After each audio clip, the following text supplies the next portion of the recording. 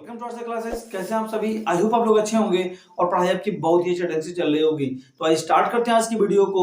और आज हम लोग डिस्कस करने वाले हैं नरेशन 0.1 का डे नंबर 3, जिसमें हम लोग डिस्कस करेंगे कि कैसे रिपोर्टिंग स्पीच और रिपोर्टेड स्पीच में बदलाव किए जाते हैं। अर्थात एक इनडायरेक्ट सेंटेंस बनाने के लिए, एक इनडायरेक्ट स्पीच बनाने के लिए जो डायरेक्ट स्पीच के दो पार्ट्स रिपोर्टिंग स्पीच और रिपोर्टेड स्पीच होते हैं, उनमें किस प्रकार के परिवर्तन किए जाते हैं। इसके पहले की दो वीडियोस को आपने नहीं देखा है तो लिंक डिस्क्रिप्शन बॉक्स में गिवन है, वहां से आप जाके उसको जरूर वॉच करिए। तो आइए स्टार्ट करते हैं आज की वीडियो को। देखिएगा ज्यादा नहीं खास यहाँ पे वीडियो डे नंबर आज क्या है 3 है।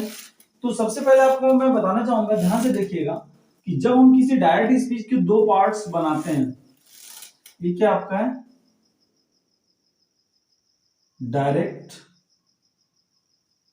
स्पीच। ओके, तो एक भाग जो आपका है ये इन्वर्टेड कॉमास के अंदर है और एक भाग जो है वो इन्वर्टेड कॉमास के बाहर है। ठीक है, तो ध्यान से देखिएगा कि जो ये भाग है इसको कहेंगे रिपोर्टिंग स्पीच,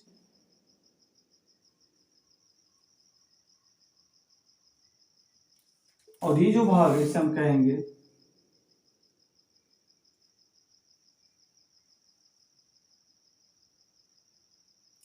रिपोर्टेड स्पीच। ठीक है, तो परिवर्तन कहां कहां होते हैं जरा देखिएगा। तो जब हम रिपोर्टिंग स्पीच को डिवाइड करेंगे तो ये 3 पार्ट में डिवाइड होगा, सब्जेक्ट, वर्ब और ऑब्जेक्ट। ठीक है, सब्जेक्ट, वर्ब और ऑब्जेक्ट। तो जैसा कि आपको पता है, मैं आपको बताना चाहता हूं कि जो रिपोर्टिंग स्पीच होता है इसमें सिर्फ जो ये वर्ब का पार्ट होता है, सिर्फ परिवर्तन यहीं पर होता है। ध्यान रखिएगा इस बात को, परिवर्तन यहीं पर होता है। अर्थात रिपोर्टिंग स्पीच में जो बदलाव होता है वो सिर्फ रिपोर्टिंग वर्ब में होता है। किसमें होता है? रिपोर्टिंग वर्ब में होता है। इसका आप ध्यान रखेंगे। क्लियर हुई बात? जो दूसरा चेंज होता है वो कॉमा इन्वर्टेड कॉमास को हटाकर, कॉमा इन्वर्टेड कॉमास को हटाकर ये सेकंड परिवर्तन होता है और इसके स्थान पर हम यूज करते हैं किसका? कंजंक्शन का यूज करते हैं। किसका यूज करते हैं? कंजंक्शन का। ठीक है, अब बात आती है रिपोर्टेड स्पीच की।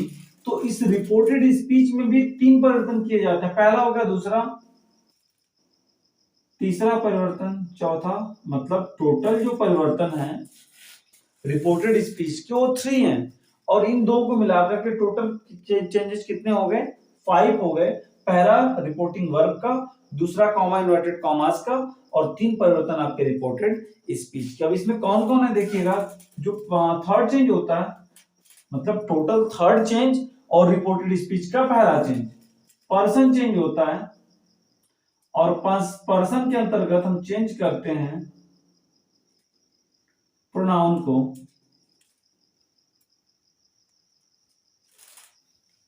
ठीक है, चेंज यहां पे नहीं भी लिखूं तो हो जाएगा।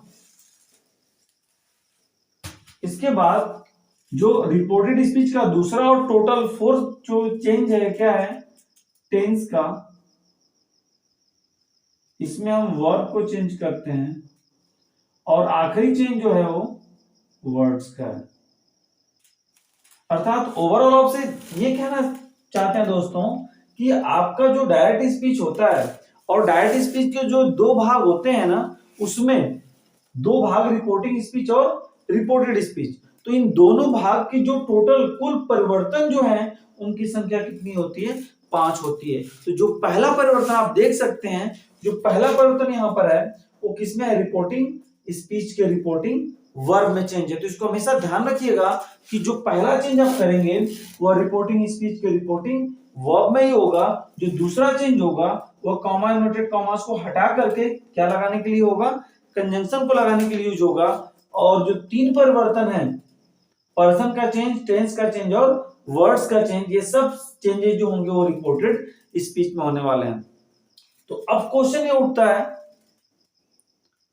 कि ये परिवर्तन होते कैसे हैं। आप तो जान लिए ना कि ये परिवर्तन होते हैं, लेकिन ये परिवर्तन होते कैसे हैं और किस जगह पर होते हैं। तो याद रखिएगा हमेशा कि आप जब रिपोर्टिंग स्पीच की बात करेंगे तो जो रिपोर्टिंग वर्ब की प्लेस है वहीं पे इसका परिवर्तन होगा। लेकिन एक बात और आपको ध्यान रखनी होगी कि मैंने अपने दोनों वीडियोस में से एक वीडियो में मैंने बताया हुआ आपको कि जो टोटल 5 सेंटेंसेज होते हैं जिनका हम डायरेक्ट से इनडायरेक्ट बनाते हैं। तो देखिए अब जो बात है यहाँ पर रिपोर्टेड स्पीच की, तो 5 प्रकार के जो सेंटेंस हैं वो आपको रिपोर्टेड स्पीच में मिलेंगे और सब कुछ मेजर जो चेंजेस हैं वो डिपेंड करता है रिपोर्टेड स्पीच में आए हुए सेंटेंस पे। तो सबसे पहले चीज की यदि हम बात करें इसकी रिपोर्टिंग वर्ब की, तो ये रिपोर्टिंग वर्ब का चेंज होना हमें कह सकते हैं कि डिपेंड करता है आए हुए रिपोर्टेड स्पीच के सेंटेंस पर। कैसे डिपेंड करता है ध्यान से सुनिएगा। टोटल आपको पता है कि असर्टिव, इंट्रोगेटिव,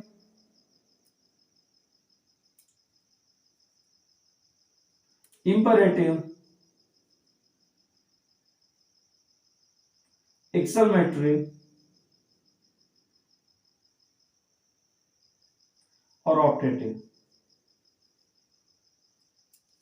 कुछ मैं बातें बताऊंगा, ज्यादा ध्यान से सुनिएगा।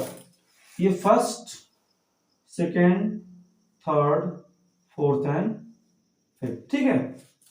तो ये पांचों प्रकार के जो सेंटेंस है आपको रिपोर्टेड स्पीच में देखने को मिलेंगे। तो जब आप रिपोर्टिंग वर्ब को चेंज करने जाएंगे ना, और यदि असर्टिव सेंटेंस यहां मिला हुआ है तो इसका जो परिवर्तन है वो डिपेंड करेगा इसके ऑब्जेक्ट पर, रिपोर्टिंग स्पीच के ऑब्जेक्ट पर। ऑब्जेक्ट होगा तो ये रिपोर्टिंग वर्ब बदलेगा, ऑब्जेक्ट नहीं होगा तो रिपोर्टिंग वर्ब नहीं बदलेगा। इसको आप ध्यान रखिएगा। दूसरी चीज, यदि इंट्रोगेटिव, इंपरेटिव, एक्सक्लेमेटरी या ऑप्टेटिव, अगर इन चार में से कोई यहां पर आता है, इस रिपोर्टेड स्पीच में आता है, तो कहीं ना कहीं आप ये ध्यान रखेंगे कि ऑब्जेक्ट यहां हो चाहे ना हो, रिपोर्टिंग ऑब्जेक्ट हो चाहे ना हो, रिपोर्टिंग वर्ब को क्या करना होगा, आपको बदलना होगा। तो ओवरऑल ये कह सकते हैं कि यदि रिपोर्टेड स्पीच में असर्टिव सेंटेंस आ रहा है तो रिपोर्टिंग वर्ब जब हम चेंज करेंगे, रिपोर्टेड स्पीच में असर्टिव सेंटेंस है तो जब रिपोर्टिंग स्पीच को आप, रिपोर्टिंग स्पीच के रिपोर्टिंग वर्ब को आप चेंज करेंगे तो ध्यान रखिएगा कि रिपोर्टिंग ऑब्जेक्ट रहेगा, तभी रिपोर्टिंग वर्ब चेंज होगा जब रिपोर्टेड स्पीच में असर्टिव सेंटेंस मिला हो। लेकिन यदि रिपोर्टेड स्पीच में इंट्रोगेटिव, इंपरेटिव, एक्सक्लेमेटरी और ऑप्टेटिव सेंटेंस आए हों तो रिपोर्टिंग वर्ब जब हम चेंज करने जाएंगे तो रिपोर्टिंग ऑब्जेक्ट पर ध्यान देने की जरूरत नहीं है। यदि रिपोर्टिंग ऑब्जेक्ट हो चाहे ना हो, आपको रिपोर्टिंग वर्ब क्या करना होगा, बदलना ही होगा। तो आई होप ये बात क्लियर हो गई होगी कि रिपोर्टिंग वर्ब का हम चेंज करते हैं, इसका ध्यान रखिएगा। सेकंड चीज क्या है, कंजंक्शन। कंजंक्शन कैसे हम यूज करते हैं, ये पूरा का पूरा डिपेंड करता है इन सेंटेंसेस पे। रिपोर्टेड स्पीच के अंतर्गत जिस प्रकार के सेंटेंसेस होंगे उसी प्रकार यहां पर हम कंजंक्शन यूज करेंगे, अर्थात उनके अनुसार उन पांचों प्रकार में से जो भी सेंटेंस रिपोर्टेड स्पीच में लिखा गया होगा उसके अकॉर्डिंग जो कंजंक्शन आता होगा उसी को हम कॉमा को हटा करके कंजंक्शन के रूप में लिखते हैं। तो आई होप ये भी चीज क्लियर हो गई, अर्थात दो चेंजेस आपके क्लियर हो गए। तीसरा जो चेंज है वो पर्सन का, चौथा टेंस का और पांचवा वर्ड्स का। इसको कैसे हम समझेंगे, देखिएगा यहां पर भी यदि हम देखें तो हमें सब्जेक्ट की प्लेस मिलती है, वर्ब की प्लेस मिलती है और ऑब्जेक्ट की प्लेस मिलती है। तो याद रखिएगा यहां पर कि पर्सन चेंज आपको करना ही होता है। आपने कॉन्सेप्ट देखा भी होगा, SON अपॉन 1 2 3, ठीक है। तो ये मान लीजिए चेंजेस के हैं, बट पर्सन हमारे जो हैं वो कितने होते हैं, तीन होते हैं, फर्स्ट पर्सन, सेकंड पर्सन और थर्ड पर्सन। और इसके अंतर्गत हमें बदलना किसको है, प्रोनाउंस को बदलना है। तो फर्स्ट पर्सन का प्रोनाउन, सेकंड पर्सन का प्रोनाउन और थर्ड पर्सन का प्रोनाउन, ठीक है। तो ये अब समझने वाली बात यहां पर है कि रिपोर्टेड स्पीच में वो प्लेस कहां पर होगी, जो पर्सन के अंतर्गत आने वाले प्रोनाउंस होंगे, ठीक है।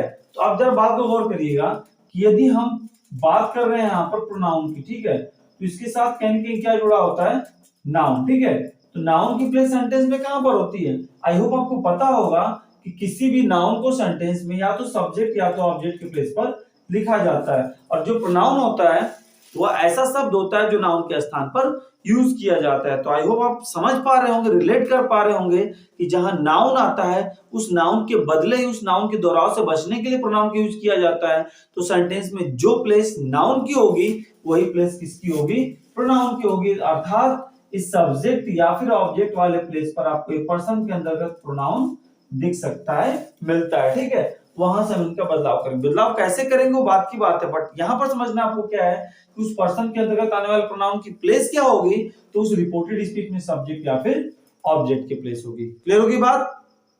इसके बाद क्या है, टेंस के अंतर्गत हम किसको चेंज करते हैं, वर्ब को चेंज करते हैं। तो याद रखिएगा कि वर्ब की प्लेस हमेशा सेंटेंस में सब्जेक्ट के बाद ही होती है, अर्थात ये वर्ब की प्लेस आपको इसको बदलना होगा। इसमें भी कंडीशन है, मैं फिर आपको रिपीट कर रहा हूं कि मैं आपको कैसे बदलते हैं नहीं बता रहा हूं, बस ये बता रहा हूं कि बदलाव किसमें कहां किया जाता है और उसकी प्लेस सेंटेंस में उस रिपोर्टेड स्पीच या रिपोर्टिंग में कहां होती है। तो पर्सन के अंतर्गत आने वाले प्रोनाउन की जो प्लेस है वो सब्जेक्ट या ऑब्जेक्ट की प्लेस पर है।